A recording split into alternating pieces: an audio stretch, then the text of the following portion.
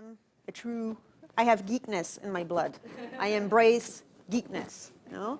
And I was torn this morning, and so I have to dress. Do I go with my Doctor Who t-shirt? Do I go with a Star Wars t-shirt? I'm like, I ended up going neutral because I'm on TV.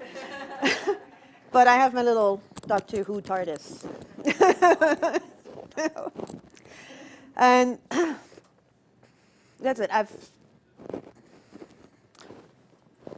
unleashing your parish geeks, or what to do with these weird animals. We are a breed apart. We have our own vocabulary, we have our own jokes, but we can still be useful. That is me wearing my Star Wars costume. That was quite a few years ago, but still, I don't own it anymore. I had to sell it. Yes, and you know you're too much into Star Wars geekdom when C-3PO, the real one, the actor, calls you at Christmas to wish you a Merry Christmas. That's when you know you've gone too far. Other than that, I'm an industrial engineer, and I did part of my master's in user-computer interface design. I did not finish my master because the market hired me away. You know, but I've always been at that border between humans and technology. What Wendy didn't say is that I'm also a homeschooler. I homeschool my kids. They've never been in school, and my son is now applying to university at the age of 17, and it's going to be his first day in school. And my daughter is 14. Also, they've never been to school. So I've done every single grade, including CJEP at home. The rest has been said. Why geeks? Eh? Geeks are useful beasts. Even though they may not have great theology, they may or they may not, it depends. I'm a relatively recent Catholic, and I've been an atheist for years and years and years. You know, I was actually very anti-Catholic until I got called back. So I don't look to me for any theological ideas, but I can help you make yours come true. Okay? So I know my limits. And of course, I'm all about communications, you know, which is why I got stuck into the communication track here. Because computers can really enhance communications. The one thing I found when I was working in the parish was the difficulty in finding the right geek for the job. Geeks are not created equal. Okay? And please don't assume that they're all 20-something white males. Okay? Look at me. The only thing I have in common with that is that I happen to be white. Okay? But it is very, very common when I do a job that someone, not necessarily at a parish, anywhere, they will ask an unqualified 20-something white male to go over my work because he's a white male. You know, and it is kind of insulting. So please don't assume that. We come in all shapes, from all sort of backgrounds. So the first part of but I found also that people just don't know. They assume that all geeks, if you know computers, you know everything about computers. And that is not true. Okay? So I came up with basically 3 categories of geeks. You know? They do overlap. Okay?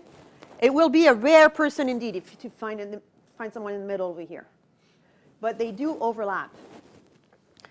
You know? So you have the technical geek, the designer geek, and the consumer geek.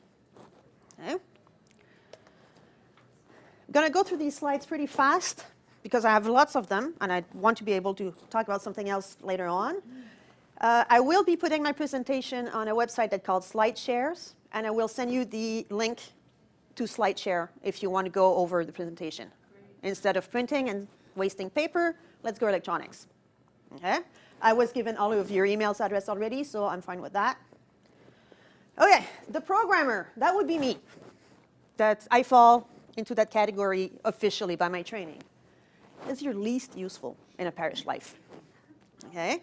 But people put programmers on a pedestal. You know? They're at the top of geekness. you probably will not need a programmer. Okay? How to identify programmers? By the language they know. You know? If they, you know, C#, even C++ is like, it's going out, you know? Python, they use Linux, okay? Of course, if they know all that, they have some other knowledge. So they're not totally useless for you, but they're not the person you are looking for usually, unless you're stuck with something very specific. Hey. Your network specialist, you want that person, okay?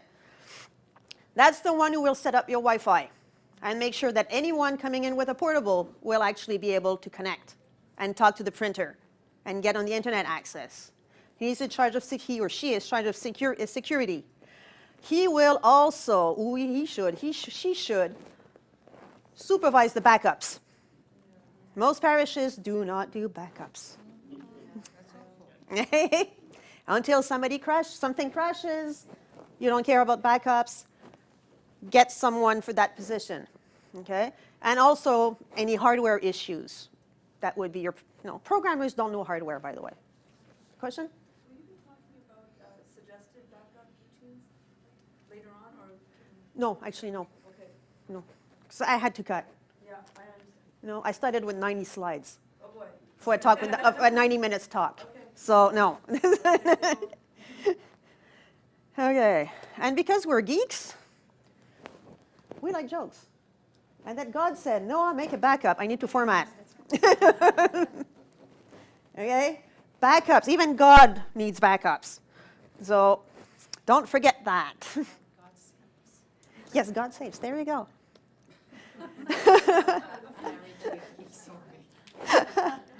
The other geek that you need, as I said, they may or may not be the same person, but make sure that the positions are filled. Your web programmer is the one who will actually do the handy-gritty creation of your website. Okay? Website is done in 3 levels. That's the lowest level. They do it once and they go. Okay? They will handle the mail, how to set up the mail. They will handle the methodology for the newsletter. Not creating the actual newsletter, but the how-to create the newsletter. Okay? Okay with that? Next one. Oh, yeah. Technical geeks handle your platform, not your content. So it's perfectly fine to get an atheist. Okay? Because they will not pass on any messages. Okay? And please don't ask a programmer to choose the colors for the newsletter. I've been asked to do that. I don't do colors.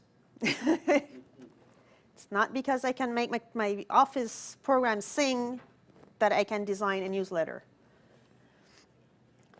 And going back to this, we've done the first one very quickly. Moving on to the second one, the designer geek. We have the web developer as opposed to the web programmer. The web developer will actually do your concept for the website. Okay? May or may not have the same knowledge as the first one. How to identify a good web developer? They will be aware of what is called the 10 usability heuristic for user interface design by Niels Jacobs. And I'm old enough to have actually been at his talk in 95, I think it was, 94, 95. Okay? And I didn't know at the time that I was living a historical moment for the web design.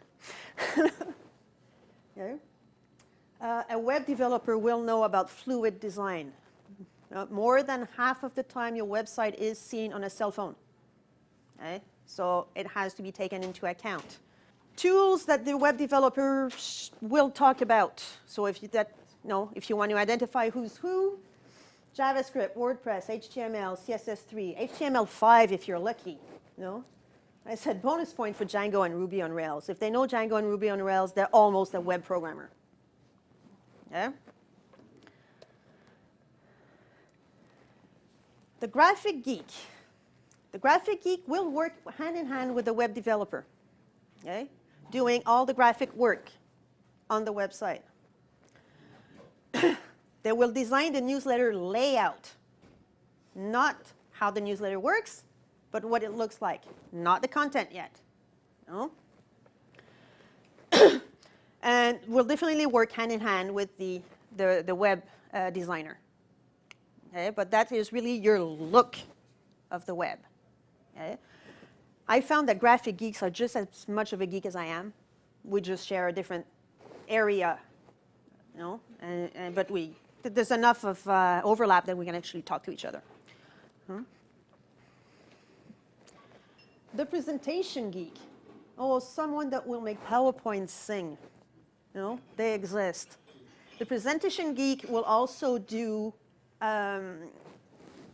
pretty much everything you can see in church. I mean, not the altar presentation, but all the flyers that you can see in the back, so that there's a theme that goes. If you have no registration for catechism, you send letters to the parents, there's a presentation in church, there's one person who will design every single part of that so that it's unified. Okay? If that person knows Prezi, you're gold. Okay? Prezi is a PowerPoint replacement that is a lot more interesting to watch than PowerPoint. Unfortunately for you, I am absolutely not a presentation geek. I suck at PowerPoint, sorry. It's definitely not me. I'm bad with colors, and I don't do that part. Okay? But I've had people come to me, can you set up my PowerPoint? No. Okay, any question on the designer geeks? Fine with that? Consumer geeks. They are called consumer geeks not because they consume, but because they use consumer products. Okay? So they're the ones that will create your content. They will go in church and take your pictures. They will do a 360-degree video of your church if you want to. They use consumer products. If you need to set up your Apple TV. By the way, I strongly recommend Apple TV in Parish. They're cheap and they're fantastic when you need to do a demonstration.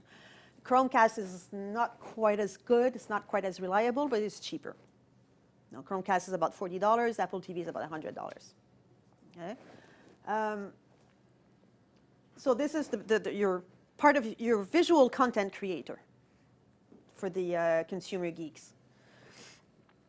And then I decided, I think, not to go too much in detail about the consumer geek. Okay? And consumer geeks usually don't know how to program, but they use their tools in fantastic ways. Come on, change. Motivating your geeks. Geeks tend to do a lot of free work, surprisingly. As was mentioned before, I do a lot of tutorials trying to get young girls into geekhood. You know? So last weekend was National Girl Code Day, and we had geeks all over Canada teaching girls from 8 to 17 how to do websites. So HTML design and CSS design and all of that for free. Okay? You have two types of geeks. The one that's a professional geek and has little time. But you also have the beginner who's looking to work on a portfolio. You can trust the beginner but in exchange you have to let that person use the work as part of his portfolio. So that is a very good motivation to do a lot of work. Okay? Geeks will do the stuff if they learn a new technology. We are crazy for new technology. So sometimes something to be careful about is that geeks will actually say, oh, I can fix that using that technology just because I want to learn it. Okay? It may not be the best technology for the task, but at the same time, this is what you're giving back to the geek to allow them to learn something new. So it's, each situation is up to debate for that one. And one of the things that we do, and I'm sort of hoping one day the Catholic Church will do it, is a hackathon. hackathon is when you give a full 2 days, a full weekend. It's from Friday night to Sunday night. And you have people with problems, and you have programmers, and they meet. And at the end of the weekend, the problem is solved. Okay? In Montreal, we have a good reputation for hackathons. We do one twice a year, I think, for Saint Justine Hospital. Okay? And the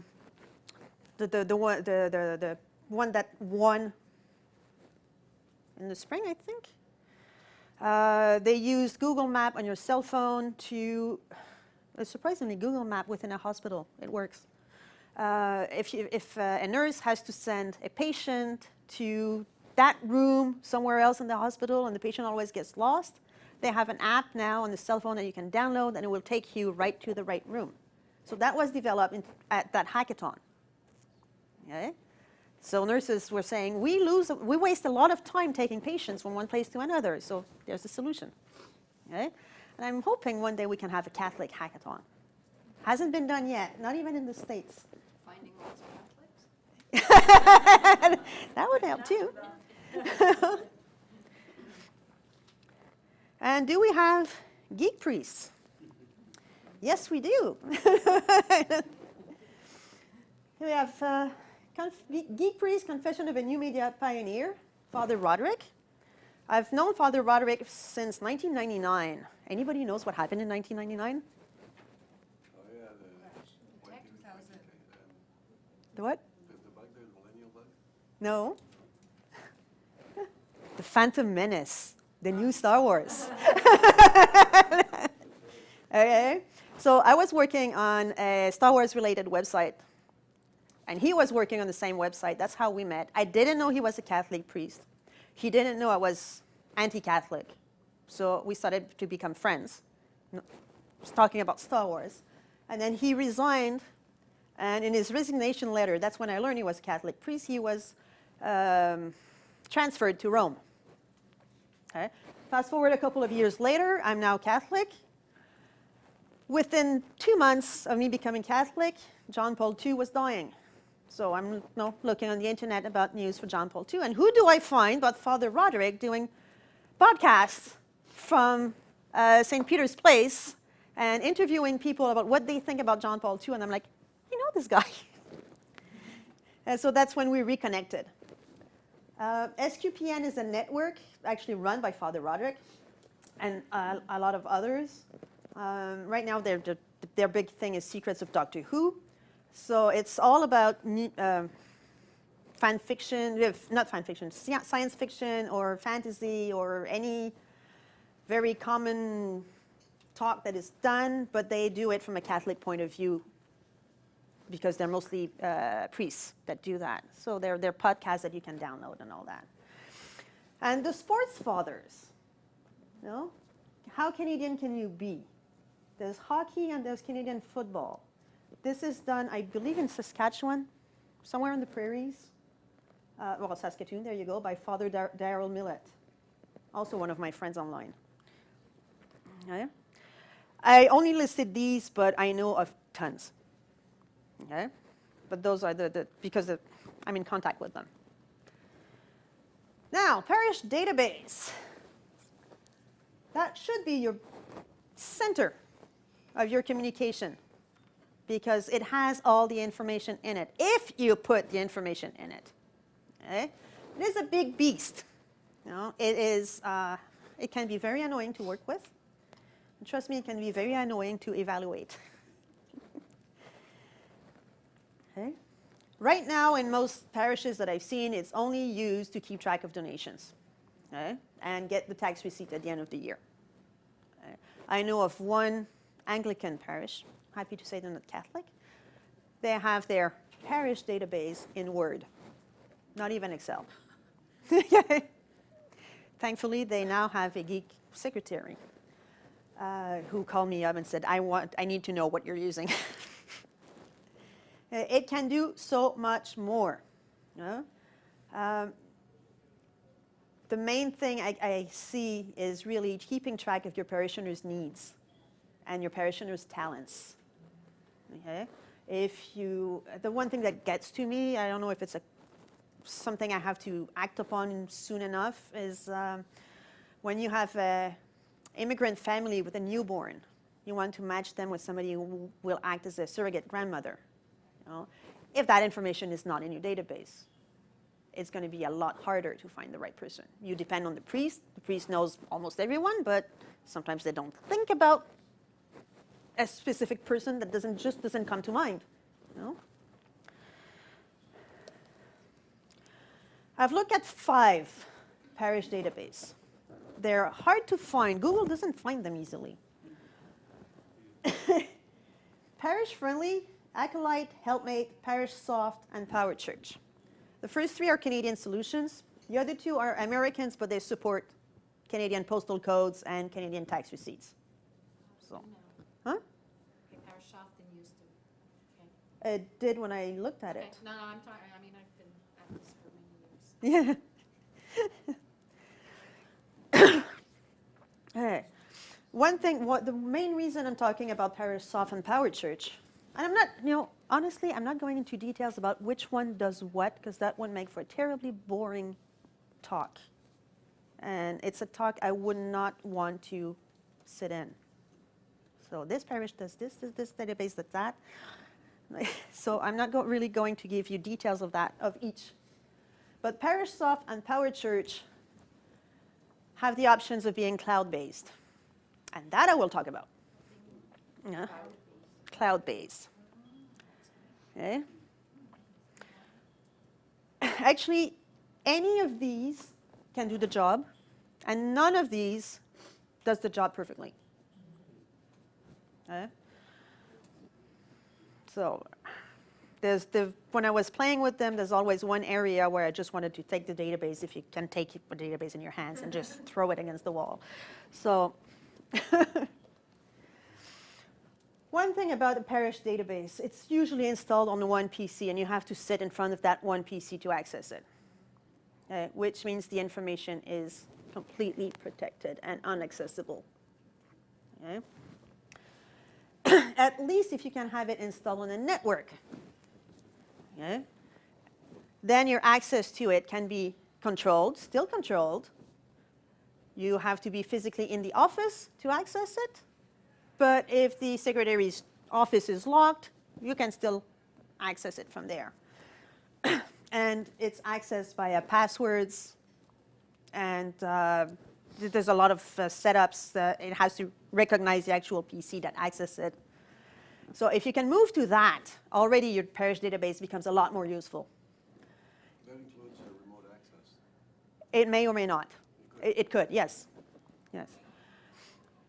The best one I like, at least, is the one that's in the cloud. So that's basically somewhere on the internet. You know?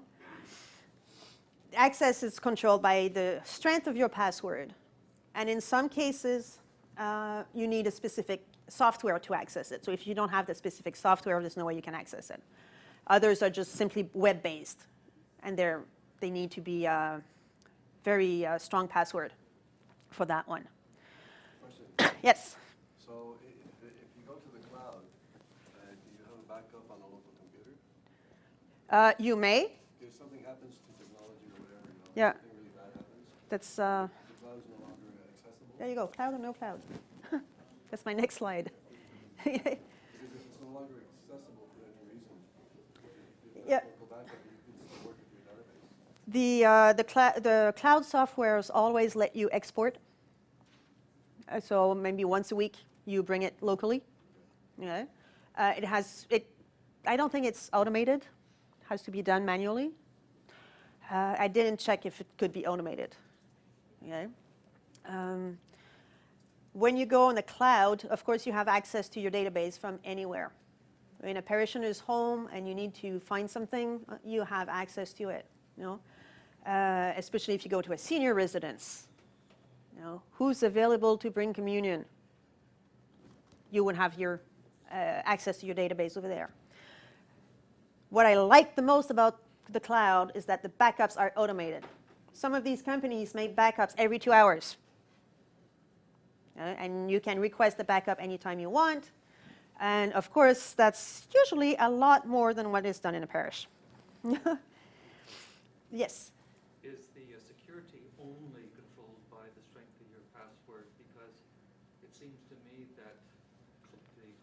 is a favorite target of hackers where they can go in and they get into the mainframe or wherever it's residing. Yeah, the two that I've looked at used the same type of security as banks for the communications that's done. But even with your bank account online, it's your password. So you have to come up with a very, very strong password. If anybody can break your password, they're in. But they cannot break the communication, because that's where most hacking is done. They don't really care about passwords. They just, take over the communication. But this is very strong communications there. Personally, I prefer your second choice. The network, and yes. I also think the strength of passwords, most people just don't know. Yes, well, you have to force a good password security. And actually, I will give you a hint for passwords. Okay? And every website I go to and I enter my password, they always say, strongest password. Okay? You pick a word, a 2-syllable word. I'm putting you on the spot. 2 syllables? Yeah, anyone? Apple. Apple, okay. So you split it in two. Okay? I'll say app and pull. Okay? In the middle, you will take the first 2 letters of the website that you're on. So if you're on a TD Bank, TD. You put TD in capitals in the middle. So your password becomes AP, capital D, PLE, and then you add a number at the end, 3 for Trinity, okay, and a punctuation mark. Okay? That is the strongest password that you can find. Okay? It has capital letters in it. It is not a word, and it is unique to the website that you're visiting. So if that website gets hacked, it's only that password. Unless TD Bank and there's another company that calls TD something and you happen to have to share the same password between the 2 sites. But it is very rare. Okay? And so by having that unique password per website, you are very strong. Okay? So technically you take a longer word than just Apple. No? It could be a 4-syllable word and you split it in the middle, or a 3-syllable word and you split it, but be consistent. So my passwords are not written anywhere. Okay? Huh? My brother did that. Like he happened to go onto somebody and saw somebody had typed out all their passwords into the document.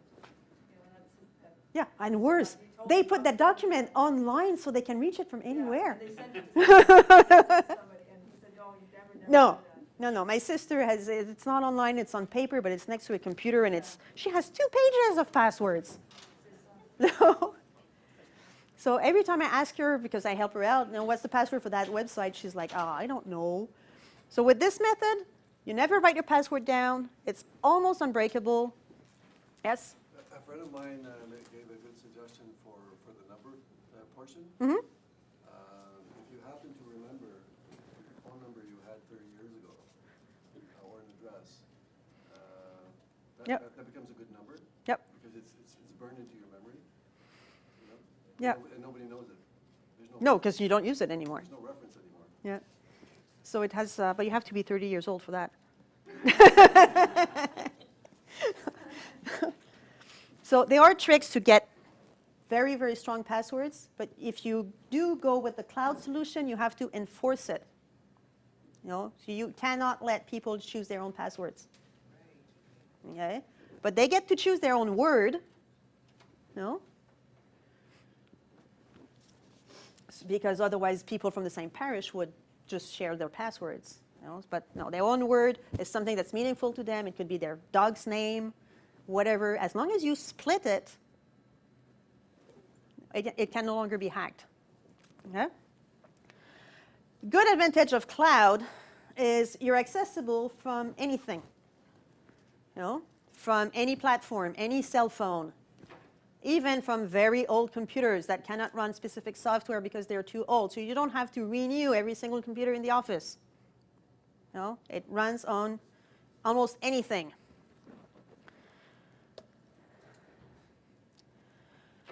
Okay, who gets access to that database?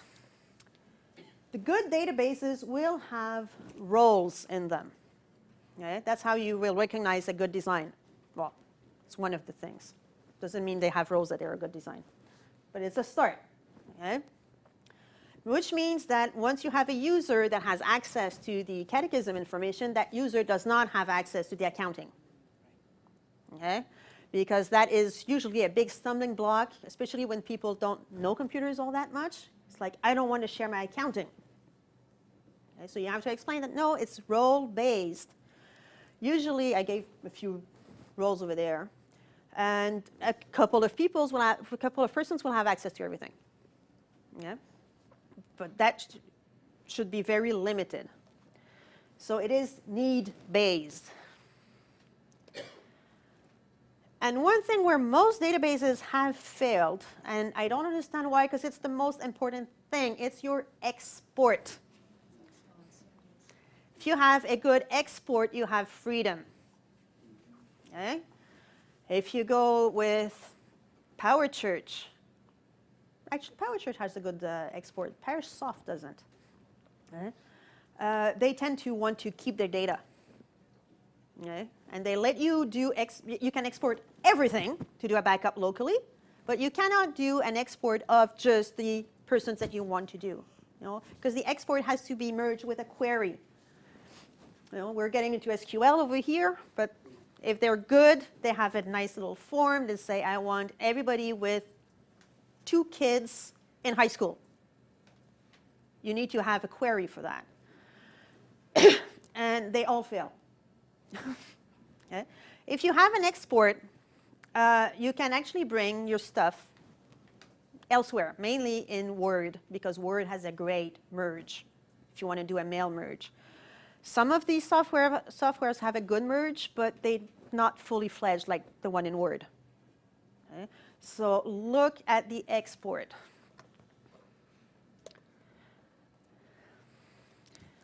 Okay. How am I doing for time? It ends at 10:30? I'm okay. Okay, moving on a little bit. Because this is just for geeks, I'm not limiting it to just databases. Any questions so far on the database? Are you okay with the databases? Yes? Have you heard of YouthTrack? Yes, I have. I didn't put it, I actually run it on my laptop here. It's great for youth ministry. Parish Soft has it integrated, same functionality integrated. Power Church also. The others, not so much. Okay. So again, if you end up having to do 2 databases, then you run the risk, which is the situation I've seen so far, you run the risk of the parent calling the youth ministers that we've changed phone numbers, but the youth ministers does not pass on the information to the secretary. So that's the issue you have when you run in 2 different setups. So, I mean, YouthTrack is great. Actually, the design of it is really, really bad, but it behaves properly. But you end up with 2 databases. Okay.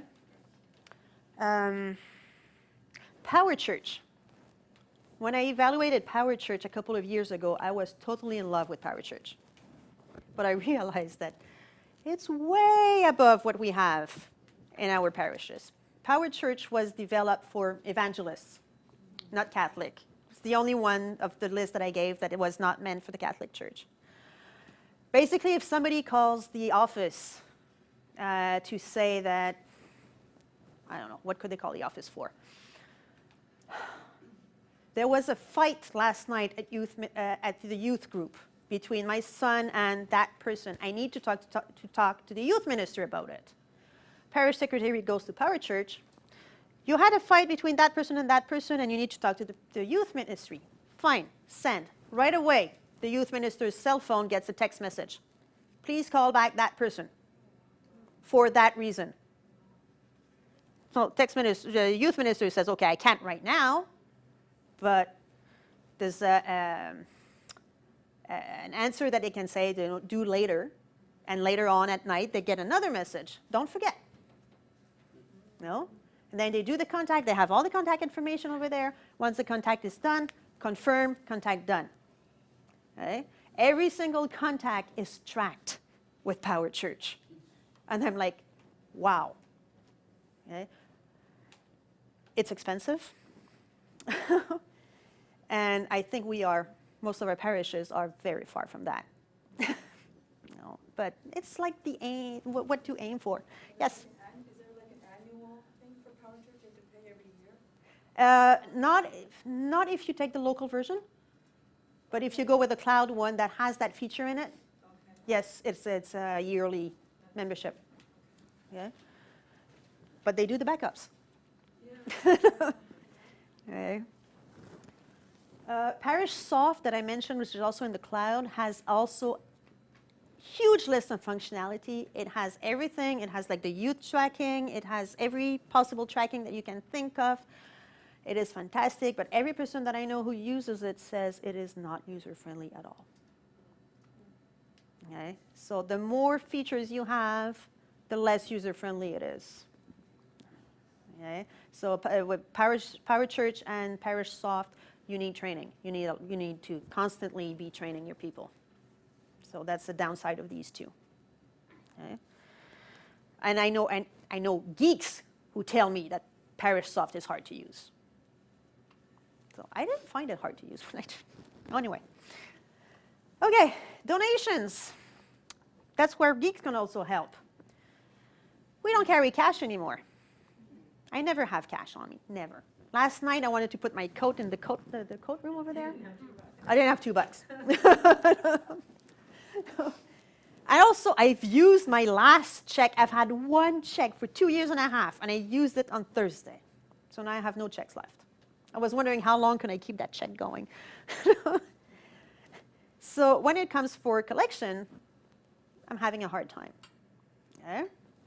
So when I was a parish secretary, we actually looked into PayPal. It was kind of clunky to do it at the collection time, but it can still be used to get your collections. You know, just basically PayPal goes directly into the client. The client, talking from the PayPal's point of view, the client's bank account or credit card, and there's a little fee to pay, but it's not that.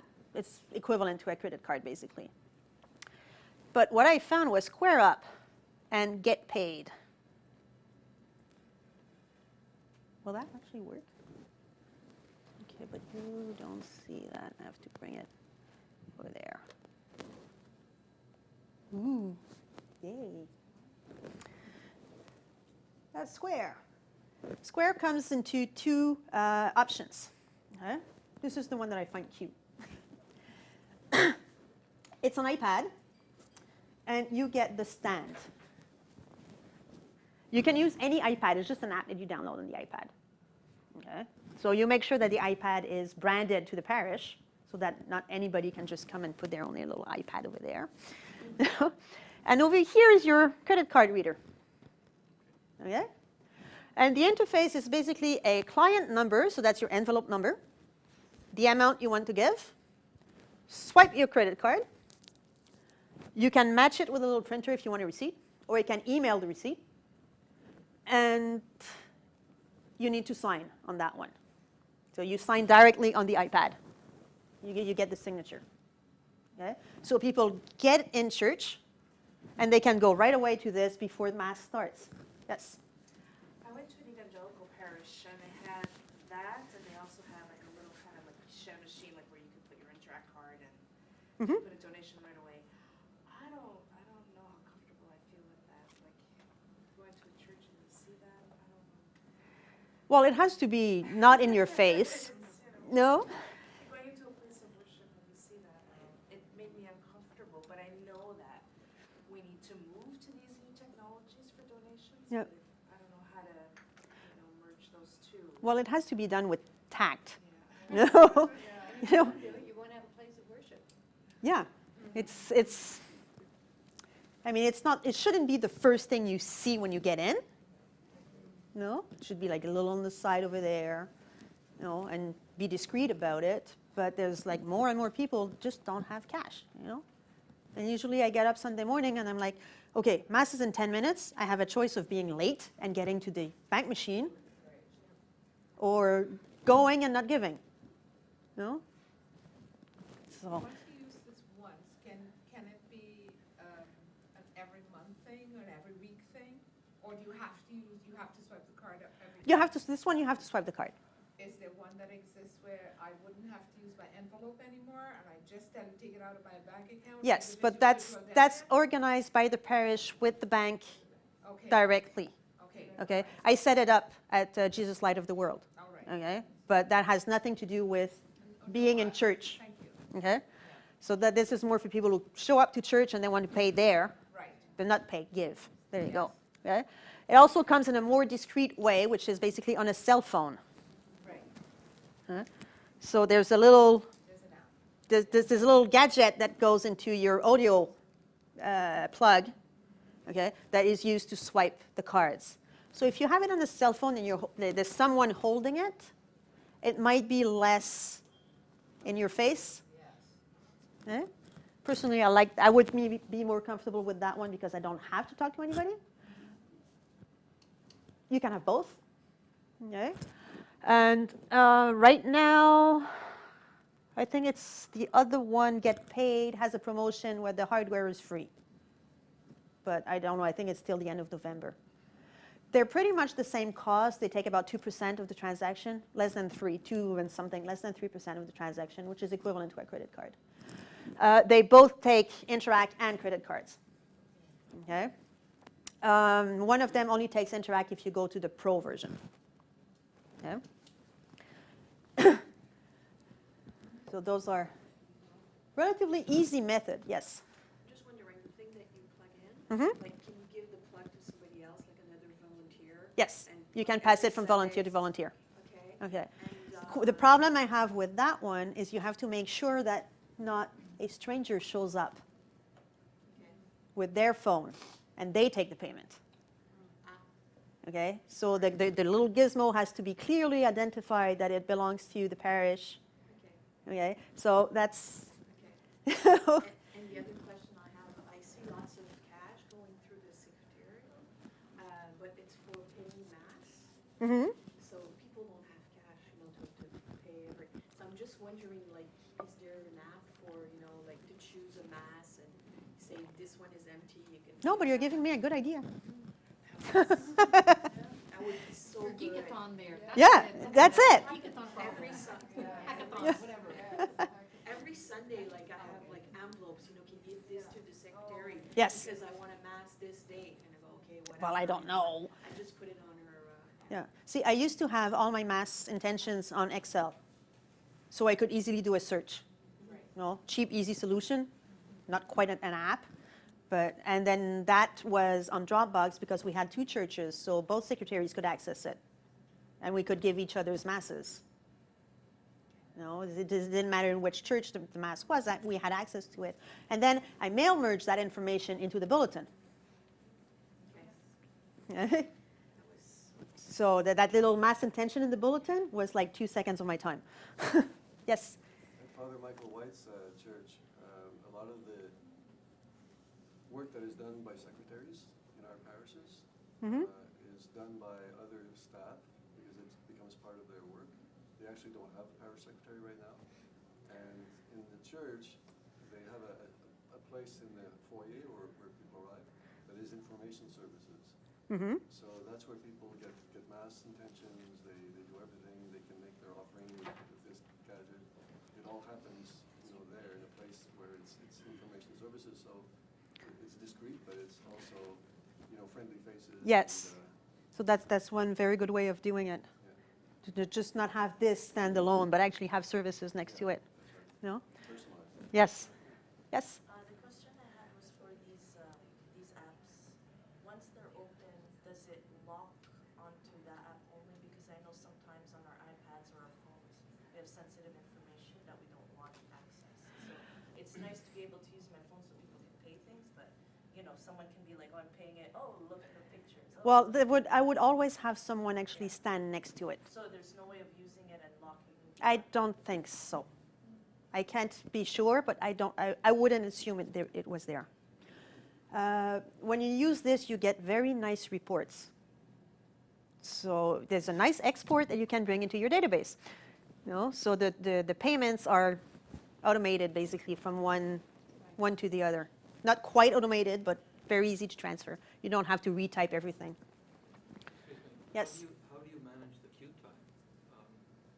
Most parishioners arrive at 5 minutes to mass time. I mean, gone are the days where people line up for confession now, so maybe very Catholic people line up for a cash machine. Well, honestly, I would assume that I would plan for this type of thing to go into the beginning of Mass. Yeah, I agree with that. If you have the one that goes on a cell phone, they're cheaper, so you can have more than one. But I also think that when you start, you will probably just need one. It will develop with time, and then you adjust. I was going to say, wouldn't most people prefer to give regularly and knowing that it's going, so if you don't make it that Sunday, and on the parish point of view, I happen to not go, whatever, broke my hand, Yep. but my donations go, When I I- know my body yeah. to make it there. When I implemented it at Jesus Light of the World, we had 10 people sign up. For automatic? Really? Yeah, I don't know their current status. It's been going on for 3 years now, so maybe the numbers went up, but I'm not in a position to ask about their financials anymore. So I don't have access to that information anymore. But we had 10, and we had to twist arms to get people. Deacon Tim last night said that about 40% of their parish Yeah, I think it's something, is automatic. automatic payments, yeah. I think it's something that has to grow. I think you were just a No? little bit ahead of your time, maybe. Maybe, I don't know the numbers now. Maybe they're up to 40%, I don't know. But Father White also said that the people work is first, and the donations, comes later. Mhm. So there's a lag time. Yep, but you also, with the payments I had, it's, why are they reversed? Anyway, no big deal. You get the people who come just once. They come this day, and then it's not their parish, and they give to your parish for that week. So it's not one or the other. It's the different needs. Square Up and Get Paid are pretty much the same thing. Oh, I have a YouTube link on Get Paid. I don't even remember what the YouTube link is. So Get Paid, you need to go pro if you want to support Interact. Okay.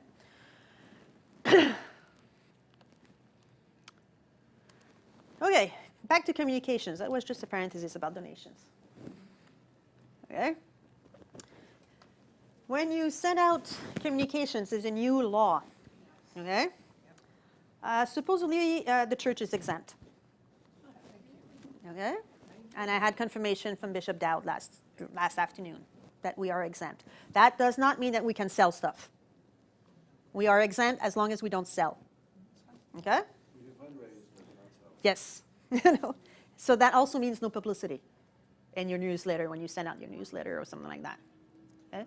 There are two types of communications that you can do online, non-solicited and opt-in. Okay? Non-solicited, it's when you take from your database, basically the equivalent of phoning up one of your parishioners, but you do it via email. Okay? Non-solicited communications will work if your email is personalized. Okay? So if you start with Dear Parishioner, you get a big fat 0. The delete key is too fast when it starts. People will not make it farther than Dear Parishioner. Delete. Okay? If it has first name, possibly last name, possibly Mr.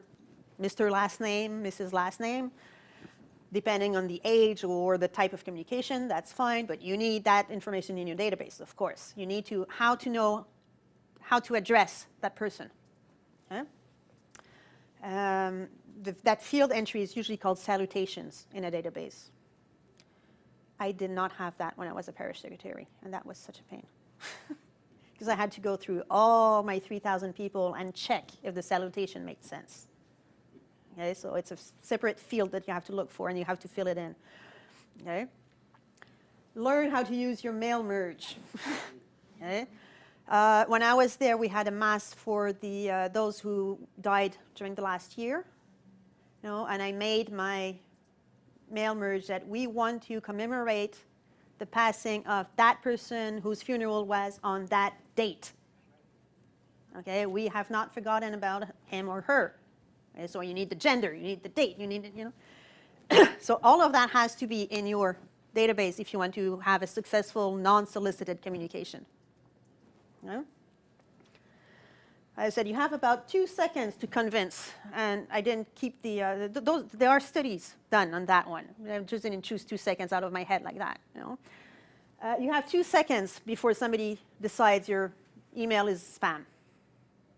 So you have to get them really fast. Opt-in communications. Why are you not changing? It went twice, huh? Of course. Okay. I'm suggesting 2, but there are many. Okay.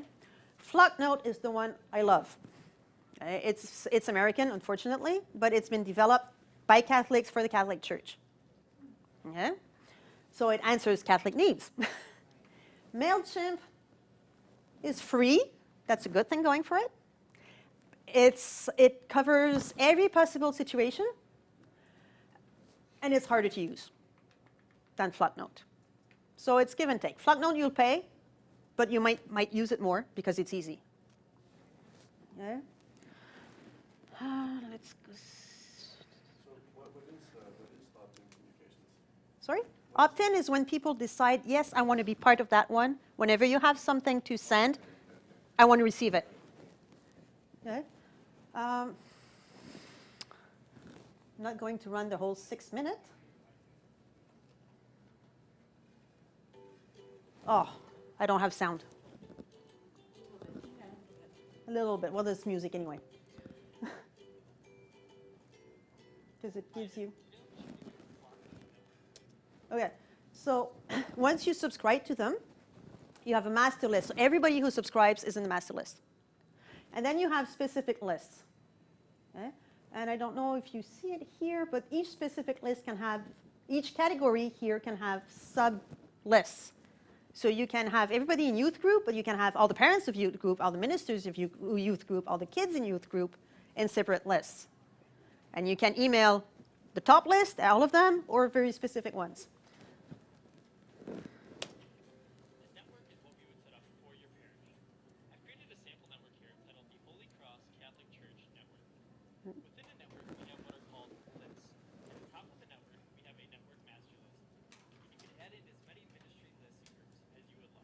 Knights of Columbus. Everybody in your list, you'll be able to send something out to the network master list. If you want to do specific communications, you can send something out to one of the lists by clicking directly on fundraising team, homeless ministry, or Knights of Columbus. You can even create sublists. See, that's what I was talking about, the sublists. And they have sublists of sublists. Okay? Okay? Parents of the youth ministry. You can click directly on those lists and send out what's called. Want to see. Kinds of notes that you can send out. What would that cost? A longer note. Would have to go to the website. I don't remember offhand. It's not terribly expensive, but it's, you know, it's their full-time job. They have to live, so it's not. There's 2 things you can send. You can send newsletters and text messages. Okay, people can subscribe with their email address, and they will receive a text, like the equivalent of a text message on their email address, or they can receive the newsletter there. But they can also subscribe with their cell phone, which means they'll get the text message as a text message and the newsletter as a text message with a link to a web page. Okay? And they can subscribe twice if they want both. Okay, so they could be subscribed to a parent of youth on their cell phone as a text, but they get the standard bulletin as a newsletter in their email. Okay? What is really, really nice about it is the WYSIWYG when you compose your newsletter. Okay, it's like Word. You use it like Word. Okay? You can insert polls. Do you intend on, are you interested in this, yes or no? And right in the newsletter, they can click yes or no. They don't have any login to do. but you will know who clicked what. Okay? But it's very easy for them. It's like they read the question, click yes, click no, that's it. That's the one I'm looking for.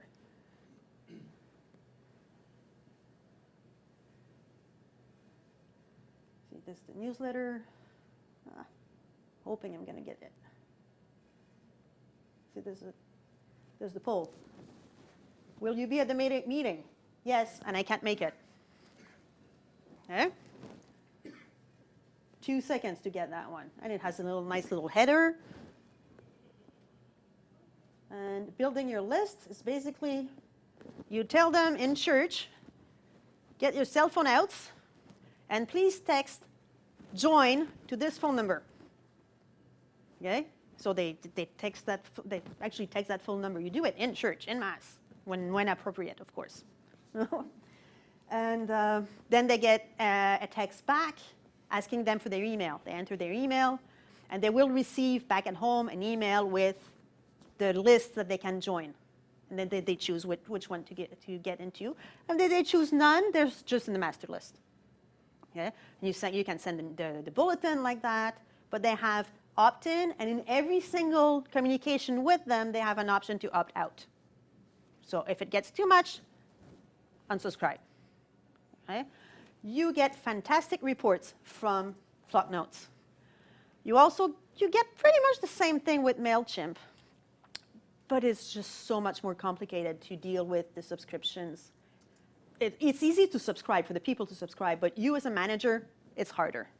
And it's harder to set up a newsletter. So people tend to use it less. On the other hand, it's free until you have 2,000 subscribers. No? Yes? Is there lots of people that can enter message? Like, you decide. You have, it's at the end of the video. okay. You have 3 levels. Okay. You have the full administrator. And then you have a list administrator that they can create sublists if they want to. And then you have the person who can actually send out something. Okay? The person who sends out has no access to the statistics. Okay? But you can have basically assign anyone you want to just create the text message. No? But text messages this is the one communication that reaches almost 90%. No? When you send a text message to someone, it's something like 95% of the time that person will actually get it. Email, it falls down already.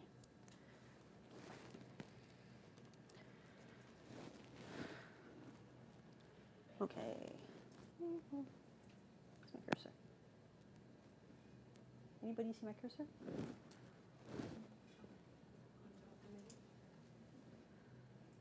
Oh, it's too high. Okay. Come on, get back to PowerPoint.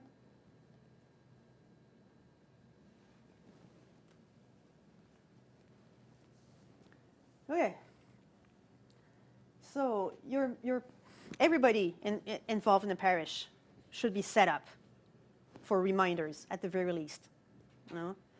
People tend to forget that they have a meeting at that time. But it's so easy nowadays to send reminders. You know, an hour before, 2 hours before, the day before. It's up to you, depending on what you want. And this is my first demonstration, because I have to get going. Twilio. I love Twilio. Yeah? But Twilio will require a programmer. It is not an end solution like Flocknote is. Okay?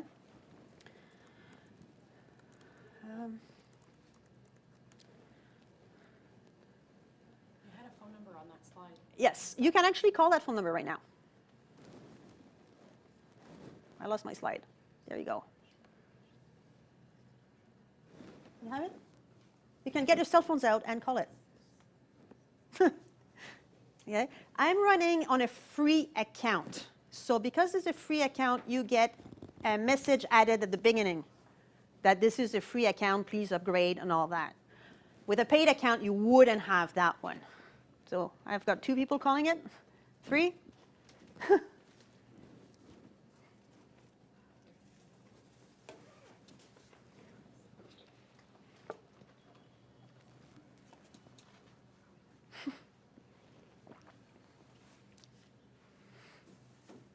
Did it work? Didn't work when I waited on speaker. No, you can just tell us what happened. You do get stuck with that message at the beginning because it's a free account. Okay? Okay? This is a phone number. This is like my personal Twilio phone number. But you can have one for the church to give to your parents. Oh? So if they don't know if there's catechism this weekend, they can call that number and get an automated message. Yes, there is catechism this weekend. And next weekend, we have a day off. Okay? It's automated, it's not personal, but they can call anytime they want. You know, if they need to know at 3 a.m., fine, they can.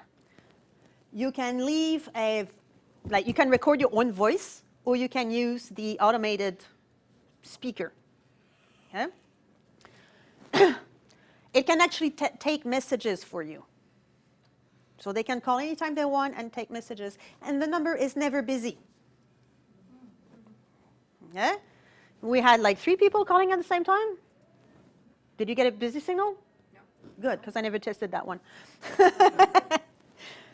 And when you send out information, which is why I asked a couple of people at the beginning for their phone numbers.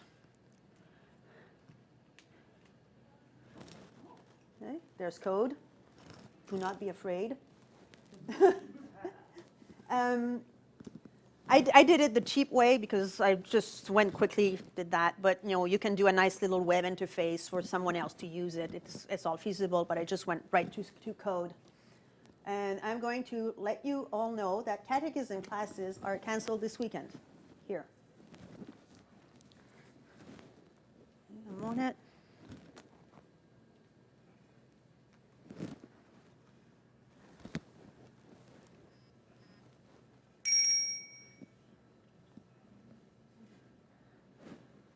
You're getting it? So he's getting a text message, and she's getting a phone call. Okay? And all I did was press F5. And I got this text message too. Okay? So catechism classes are canceled this weekend. Okay? 1 call a second to notify everybody that the snowstorm is there and okay? Or that the catechism is indeed going on, whatever. Okay? You have 200 families, 3 minutes, you're done. And they call back, they leave a message. You get notified.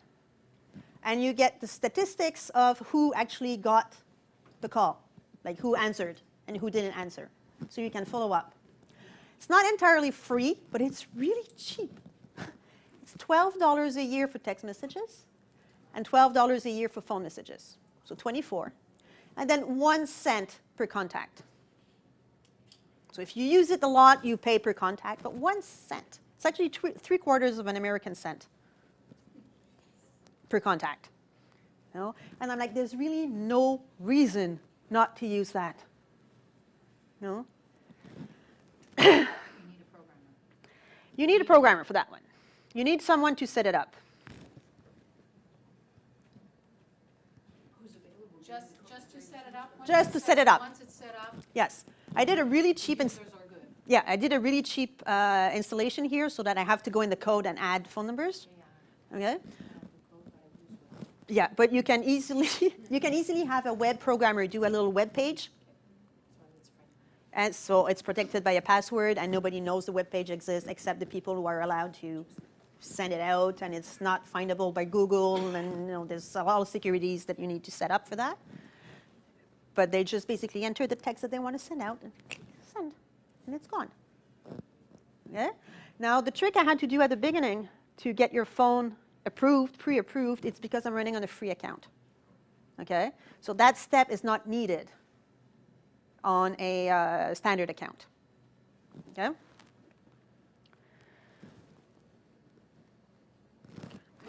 The other way. Sure, sir. Come on. Okay. But it's really the 3 minutes, you're done. That's the big selling point. Wake up. Thank you. Now, parishes run on volunteers, right? Okay. There's a volunteer database that I found that's called Better Impact. Okay. It is on the cloud, in the cloud, as you want. It is a huge company, and they handle big and small businesses. They handle the Salvation Corps, they handle the YMCAs, the Breast Cancer Foundation, and many little businesses too. Okay. It is, I was blown away by what they've done. Okay. You can post your volunteer postings, okay, with requirements. So some of them have no requirements, and basically anybody could show up. And those who have requirements, because you have your posting on one side, you have your volunteers on the other one. Your volunteers go to the website, they sign up. You validate them. This person is qualified for that type of job. And if the opening is available, there will be a match. It will be offered to that person. So the opening is not viewable if you don't qualify for it. Okay? So that's how you can control that not anyone just shows up and you don't even know them. You know, when you've got a Muslim teaching catechism. No, so you can actually control who's there, who's qualified for what job. The reports are the best I've seen. They are absolutely fantastic. And it's like 2 seconds, you get to know who's your best volunteer this month and have recognition for them. You know? I wrote maybe you've seen it, Wendy, I wrote a 7-page report on Better Impact for Bishop Dowd. And he really liked it. He was like, this is a very impressive software. Okay. It is not free, but I don't remember the actual cost, but it is not that expensive either. It's a huge setup cost and a small yearly cost, but the setup cost only comes once. Okay? And with that, using this system, you can get volunteers from outside the parish, as long as you meet with them, and basically validate that they're qualified. Okay? Better Impact. Okay. Okay. Yes. Set it up. Yeah, it's on the cloud. Oh, okay, so you can just, when you say. You say, please start something for us. Okay. They charge you, and they start it. Okay, and afterwards you just need to enter your stuff. Yes, you need to create your positions, create your requirements, but it's, and by it being on the cloud, if you have an outing with the youth group and you're at the oratory and you're like, okay, I need to call that person is not showing up, or who was supposed to show up, it's right there on your cell phone. Okay? They even push it where you have, when you show up as a volunteer, that they have a little machine where you actually sign in. And when parents bring their kids, they can sign in the kids off. Power Church has that too, by the way. It's very evangelist. So that when you hand your kid to someone, you get a ticket, and only the person with the ticket can get the child back. Well, when you run an evangelist church with 10,000 of members, of families, you're stuck with them. Yes? The validation of qualifications, is that just on the word of the person who's entering their qualifications? They enter what they think they're qualified to, but you have to validate it. It's a 2-step process. Through an interview or something. Any which way you want. It's really up to the Better Impact user. Okay, so we could require, for example, proof that they have this degree. Yes. And then once we get it, then we can validate their qualifications. Yes. Okay, so they suggest if you want their qualifications, and as long as you don't approve them, they will not see the volunteer postings that match that.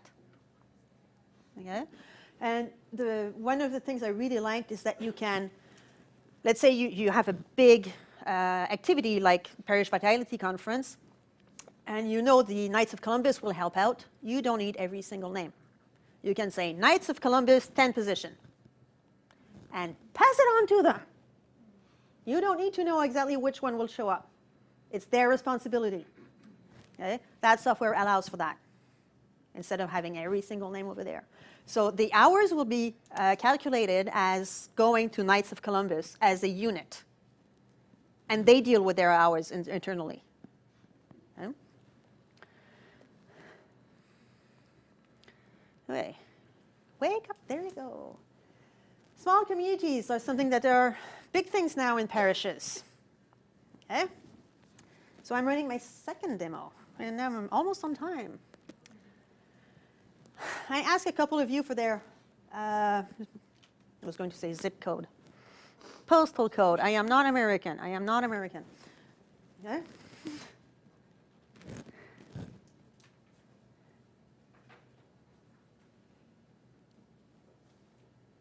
Okay, Google Maps. Okay? If you want to create small communities, it's usually by proximity. It helps. It's not the only criteria, but it helps if it's by proximity. So once you get your database set up, you can actually import it into Google Maps. Google Maps demo. There you go.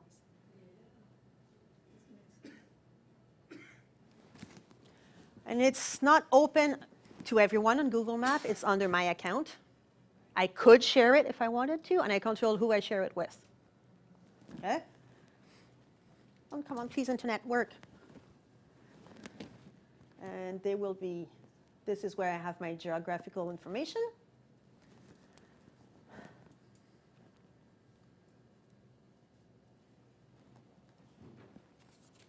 Please, please, please, please. Live demos like that never work.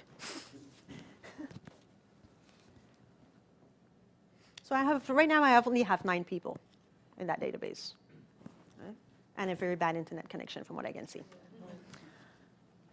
Because it takes seconds at home. In other words, if you had all your database of the parish and people say what mass they usually attend, it would kind of give you that information. It kind of gives you... Well, if it's, come on, do it, you can.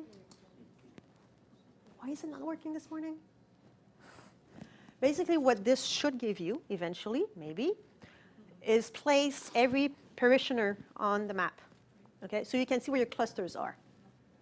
Okay, and then you can use the mass time to color the markers. Okay, so you can see by colors who's where. Or my example I had before with immigrants with newborns and wannabe grandmothers. Well, newborns are one color and grandmothers are another color. Or maybe the grandmother, the proxy grandmother only wants to be a grandmother to a boy. So your newborn will be by gender. All right? You can do that.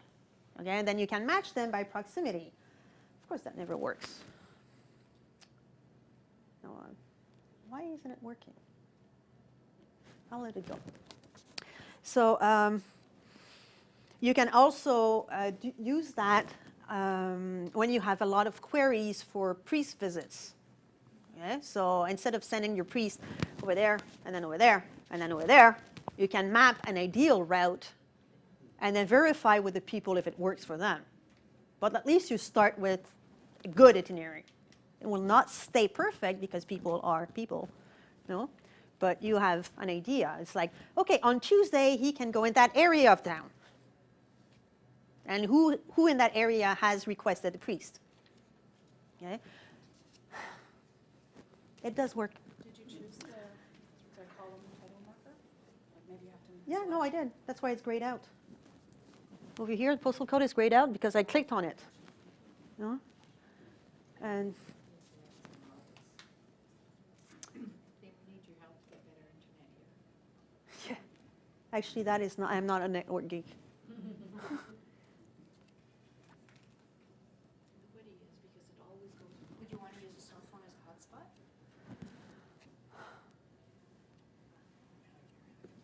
You know what? It's going to take too long to set up. I'm like, you get the idea. It does work, trust me. I've run it a lot of times at home. Today it doesn't want to behave, but it does work. So this, once you can import it, it takes an Excel file, a comma-separated file, a CSV file, and a couple of other options. So as long as you get an export from your database, any of your databases, you can use that over here. Okay? Usually postal code is enough information because the postal codes in Canada are like 10 houses. And you don't really need the precise address. No? But you can actually help create your small communities with that. When you see where your clusters are, and then you go over the flags and you look at all the names that pop up, and you can just go over them and say, oh, that one would be a great leader. Okay?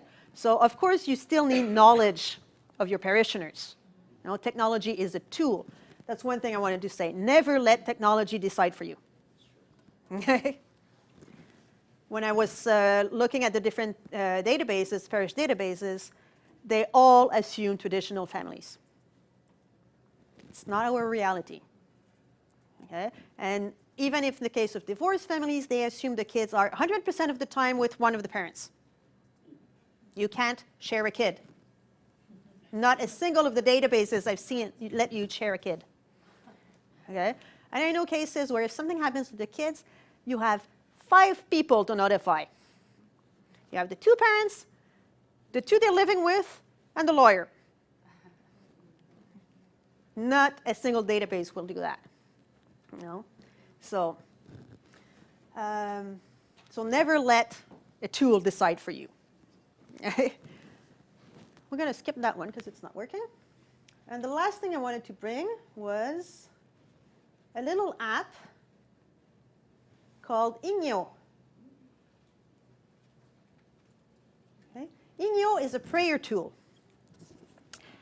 The one thing that sets this one apart from all the others I've seen is that you need proximity. Okay? You actually need, you have it on your phone, and you go to someone and say, okay, let's be this part of the same prayer group. And we touch our phones. We have to touch our phones. And it will light each other's candle. Okay? And once you have that, any prayer request that she posts, I will get. But I know her. It's not random on the internet. I actually know her. So I can do something in real life, knowing what she's struggling with. Okay? There's a maximum of 12 in a community, but it's not, you can be, like, I can have 12, and you can have 12, but they're not the same. We're friends, we're on the same community, but our communities are different. Okay? But the cell phones have to touch to be able to be in the same prayer group. Okay? You get more stuff than that. You get the daily readings. I think there's a rosary in there, and pretty much everything that you need to pray, basically. And you can even like report whenever you show up at Mass. No? So you can actually like check in that you're in Mass. So if we realize that somebody hasn't been to Mass for a while in our prayer group, we can call them up. No? But that's really up to the users to decide what they want to do with it. The technology is there, but no. So I would promote Inyo as a nice praying tool for your community. Does it work like between iPhone and Samsung? I haven't tried across. No, that's not true. I did try it because I have it on my iPad and my Samsung. But I don't think they touched at that point. I think there's a workaround for that one. Okay. Huh? No, Inyo is free.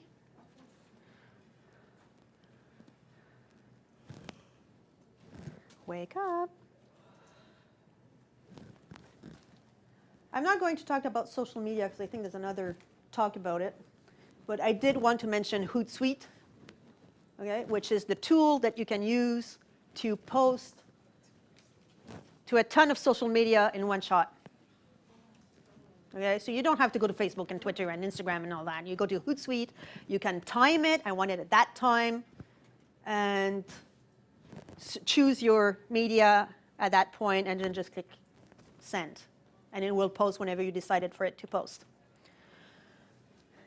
Should you be inclined to, this company, Parish App, will create an app for your parish.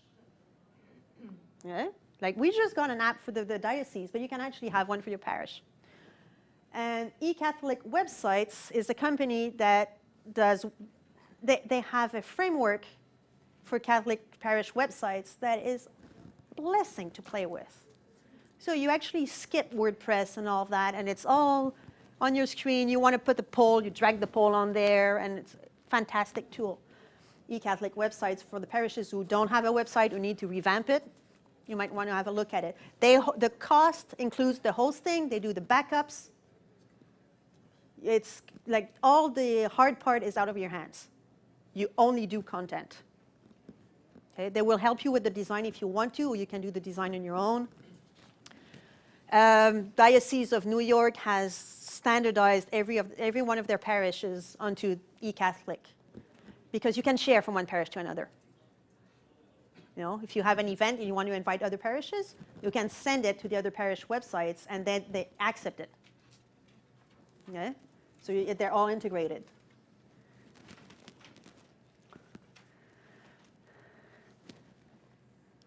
Very shortly, we live in an increasingly visual world. Okay? People react to pictures. Okay? Did you get into ministry because you wanted to spend more time on your computer? Well, I stole that one from, I think, Parish Designer.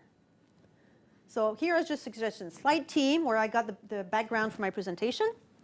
If you go for the free one, you only get one slide. But if you want a subscription, you get 200,000 possible PowerPoint presentations. A lot of them Catholic or Christian. Not all of them, but they have like tons of different backgrounds, and basically your PowerPoint visuals are done. Okay? Parish Designer is a little company. They will create all your visuals for a subscription fee.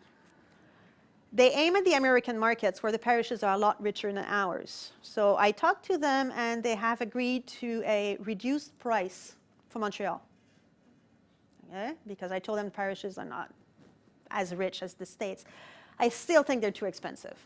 But I want to mention them anyway. Parish Designer.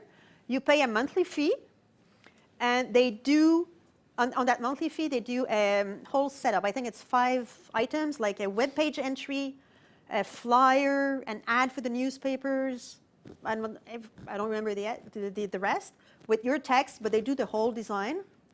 And right now, they're asking $47 a month. And I'm like, for one design. I'm passing on the information.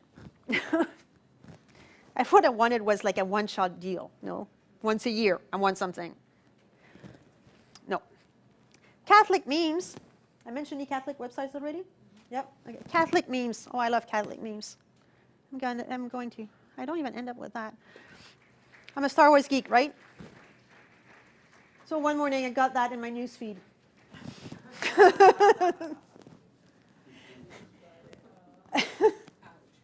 Yes, ouch. And I had eaten bacon that morning. And it really got to me. You know, I mentioned before, I'm a recent convert. Well, not that recent anymore. But it's not a reflex for me to not eat meat on certain days. And when I saw that one, it changed me. All right? So Catholic Memes, it's a website that they dedicate themselves to funny messages like that. The backup, the Noah backup thing also came from Catholic Memes. Okay? So you can look at that and find, and they're funny. They're just funny most of the time. So if you need visuals, it's another place where you can look for. And of course, I had to go to Twitter and find a Pope Francis quote. That's from, what, 6 days ago? Not so bad. The church is ever on the journey, seeking new ways to announce the gospel. And that journey is now taking you into the internet. And all technology, all communications via technology. So I am done. I hope I helped you with some issues, technology-wise. And if you have any questions, I can take them in English or French. There's anything you need. I have a question, but it may be more personal. That you can decide whether you want to answer it now or Okay. later. I set up a website for myself in 2007 with front page, and now it's désuet. So I'm subscribing to GoDaddy for the service provider. So now the new website would be in WordPress. I'm having trouble learning it. Yes. WordPress is easy to use, not easy to learn. Yeah. Okay. I would suggest for you actually move to WordPress.com. where the whole setup is done for you, the backups are done for you, and it's the same price as what you're paying GoDaddy. And you can transfer your name to WordPress. So nobody would know that you're now on WordPress.com, but all the technical issues are taken care of for you. So it's a question of getting a reimbursement from GoDaddy. Don't count on it. So do it at the end. Yeah, that's years from now. Oh, no. Yeah. Okay. So you're stuck there. But GoDaddy has a WordPress implementation now. So you could go with that. I've looked at it for my sister, who's also an engineer, who decided I would just do it on my own. But GoDaddy has a solution for you. Huh? If you want to take a look at that. Yes? One of the things we did at our parish is that we put together a team. Mm-hmm. We have a communications expert.